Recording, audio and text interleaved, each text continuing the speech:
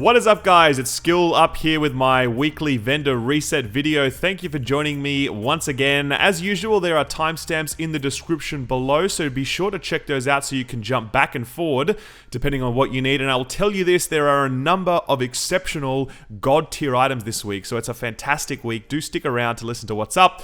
Other than that, I've got some Ghost Recon videos up at the moment talking about my hype-free impressions and a look at the customization stuff, so check them out because that's actually looking pretty decent. And of course, this week the video is sponsored by ViewSonic. They gave me a really nice monitor that allows me to record and upload in 1440p, so thank you to them. Much love, guys. Let's get on with this week's weekly vendor reset. At the weapons vendor in the base of operations, you're going to find an M870 here. Now this one's got predatory, competent, and fierce, which is a fairly good combination of talents.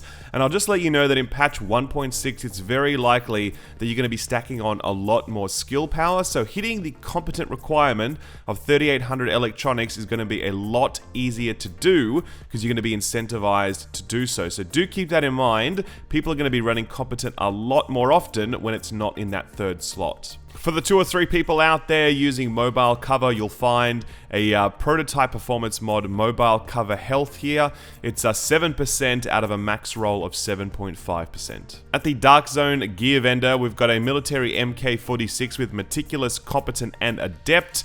Meticulous obviously refills your magazine on these things, but I find it's a bit of overkill given the fact that you have 200 bullets in the mag. It's really not that big a deal to have to reload after dumping all of those. Competent and adept, though, are a really nice combination of talents. As I said, competent is going to be a lot easier to hit in patch 1.6, and adept is a nice amount of burst DPS, especially when paired with competent. At the advanced weaponry vendor, one thing I'll say, and I'll probably say it every week until the patch launches, is make sure you buy up the Pecan, the Cassidy, and the Centurion, because they are not going to be available from this vendor come patch 1.6. They'll be available from the vendor downstairs and they will cost Phoenix credits. So you want to snap these up while these are nice and cheap and easy to get. These weapons are getting significant buffs in patch 1.6. I'm going to do a video on that later on, but just know that named weapons are going to be really nice to use when the patch launches. The only other weapon worth talking about is this Surplus SVD. It's got a decent headshot roll at 170%. It's got prepared, determined, and disciplined. Probably roll away determined on this one, and you're left with a fairly decent SVD, but nothing spectacular. Downstairs at the special equipment vendor, once again, we've got some stuff we can purchase here, these named weapons. The price of these actually go up to about 1330 Phoenix credits, if I recall correctly, on patch 1.6. So buy them up now if you haven't got them, because they are going to be cheaper. Beyond that, we've got an LVOA-C here, which is rolled Adept, Vicious, and Deadly. It's not fantastic combination of talent rolls, but it certainly works. But the per bullet damage is superb at 17.2 for me. It's going to be different for you because that scales to your firearms, but I will tell you that that's in the top sort of 90th percentile for a damage roll, and it certainly is competitive with some of the best LVOA-Cs that we've dropped thus far. There's also a military M870 here with Unforgiving, Sustained, and Vicious. You might want to roll away Sustained.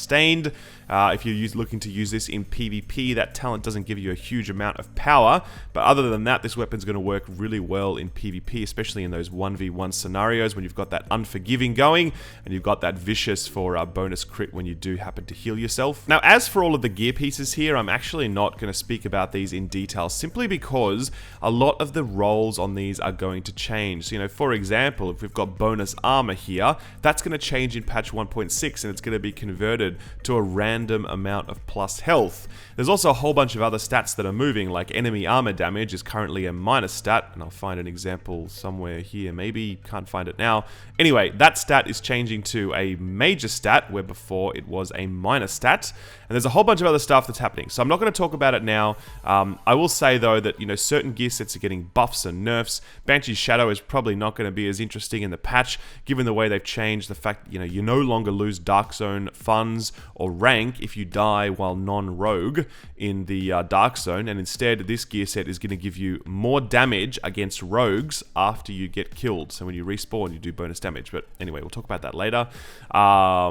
Defense gear set has definitely copped quite a nerf, not going to be as powerful as it once was. Lone Star is going to be more powerful because of the fact that you no longer can reload and sprint at the same time, and with Lone Star you don't actually need to reload.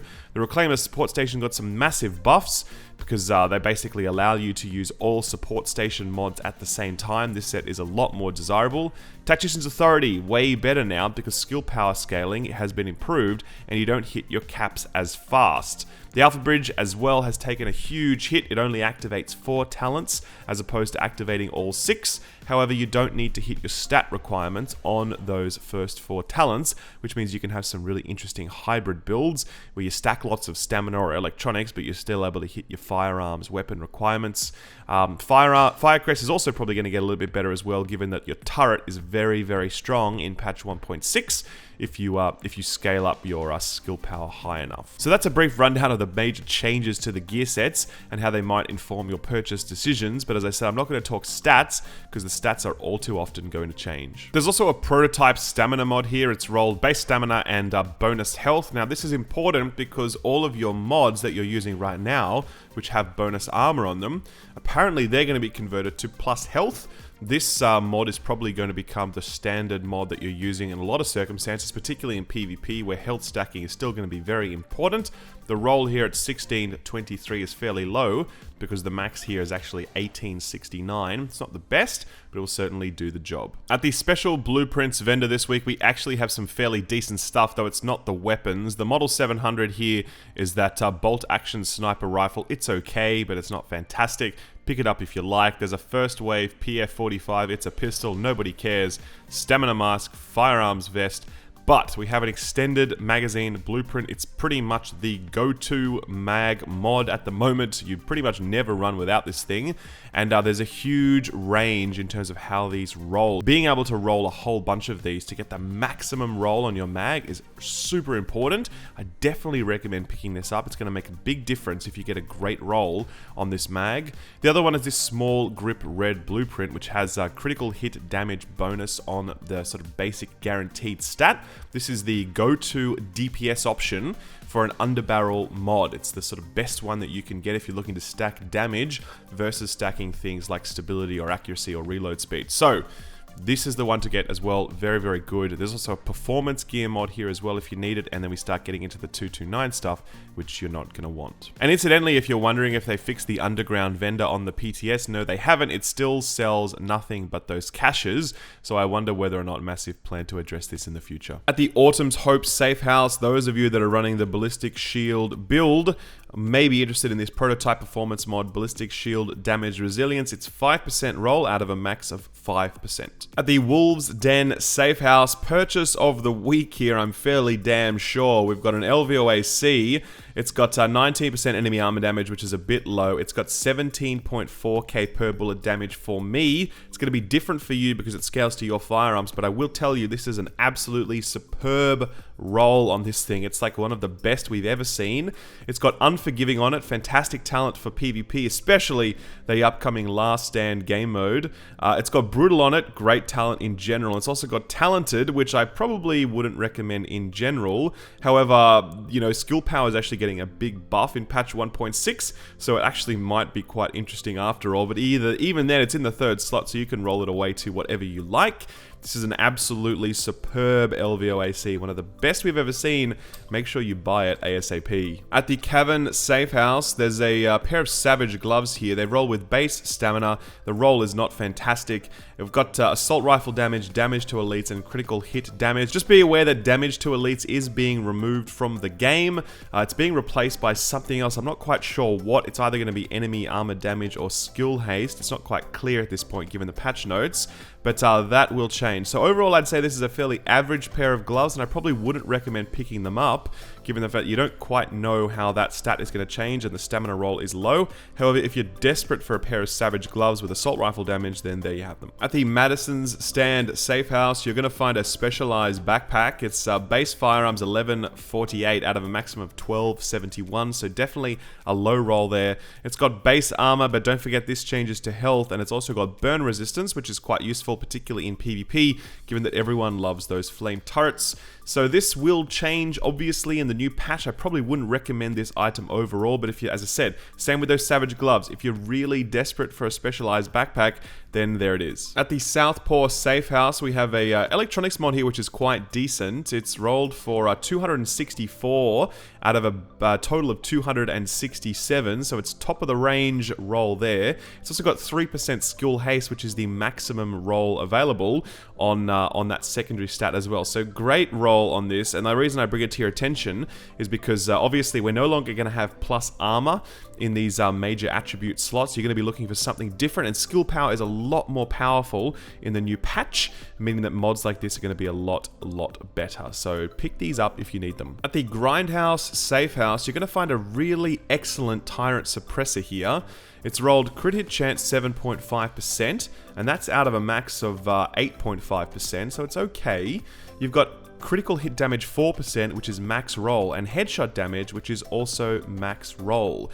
Now, the good thing about this mod is it actually fits in your smaller type weapons, so your sidearms and your SMGs and that sort of thing can take the Ti-Rant Suppressor, and particularly in PvP, this is excellent because you really want as much crit as possible, especially given the fact that in patch 1.6, they're actually upping the base values of crit across the board, and also the base values of critical hit damage. So this specific suppressor is going to be a lot better in the patch, particularly in a PvP context, and patch 1.6 is all about PvP. So yeah, not a bad pick at all. I'll definitely be grabbing this one. At the Firewall Safe House, you're going to find a prototype performance mod that's rolled for support station range, an extremely good mod in patch 1.6, given the buffs that Reclaimer is bringing to the healer playstyle. Just a word of warning though, they have actually nerfed these mods in patch 1.6. They'll only provide half as much power as they do now, but that's fine. It's still going to be a very attractive mod, given the fact that range on your support station is very important and very helpful. At the Crypt Safe House, I tell you what, we are getting very lucky with our mods this week. We have a VX-1 scope. Now, this is the only scope that rolls with that really big base headshot. So you've got 18% here out of a max of 18.5%. It's got 3% critical hit chance out of a max of 3.5, and 4% critical hit damage out of a max of 4%. So it's pretty much a god-rolled VX-1 scope. It doesn't really get much better than this. My very strong advice to you is to buy 2 of these things because it's truly superb. At the East 34th Street DZ checkpoint, an oldie but a goodie. The prototype performance mod here rolled for pulse critical hit chance 2%, which is the max roll. This ability is just as important in patch 1.6 as it ever was, and because crit is even better, stacking that crit even higher is a nice little addition. At the 5th Avenue DZ checkpoint, there's a fairly nice M870 Express here. It's rolled for Deadly, Vicious, and Ferocious. Deadly and Vicious obviously pair very well together.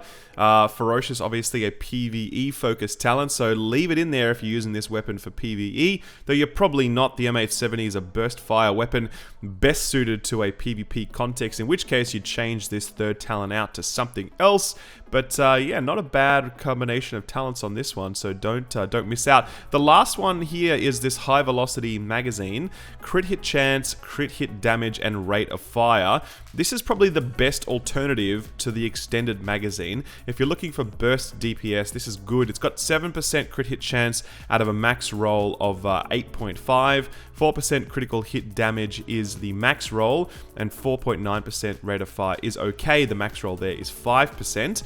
But as I said, yeah, if you're looking to really burst your target down fast, particularly in that arena-style setting of Last Stand, crit is really important to do that. And this would be one of the better mods to go with if you're looking for that burst fire stacking. At the West 53rd Street DZ checkpoint, we've got ourselves a PP19 here. It's rolled Deadly, Responsive, and Hurried, which is a very nice combination of talents. Hurried is really good in PvE, but you'd want to get rid of it for PvP. Responsive is just generally good, and Deadly is a little bit sort of second tier these days. You might want to change that out for something else. However, at the same time, obviously SMGs are built for crit, and if you've got enough base crit stacked on this, then this is definitely going to be a good stat to roll with. At the DZ6 checkpoint, this is the guy that sells all the gear. I am just going to show you what's available very quickly. I'm not going to speak to it because, as I said, the stats are going to change. So I'm not going to give any advice on these, and I recommend buying for the slots that you might be missing as a, hey, I need a Lone Star holster. Not necessarily thinking, hey, this Lone Star holster has amazing stats, because a lot of this stuff will be changing in patch 1.6. At the DZ4 vendor, you're going to find a prototype performance mod that's rolled for First Aid Self-Heal. Very important because, long story short, heal is nowhere near as efficient at low levels of skill power in patch 1.6. So running a mod like this that gives you a lot more efficiency in that heal without having to stack skill power is going to be very useful. I would definitely recommend stocking up on some of these if you don't have them. And that's it, guys. That's Should I Buy It for the week. I'm going to be doing a lot more 1.6 videos coming up. Now that things have settled down on the PTS a bit, we can really start looking at it in a lot more detail because we're going to get closer to a final build. I'm also going to continue to do Ghost Recon coverage as well. I've got a few videos planned this week, so keep an eye out for those. Guys, if you liked the video and you found it useful, don't forget to drop the video a like. Don't forget to subscribe for more coverage, and I will see you next time. Bye-bye.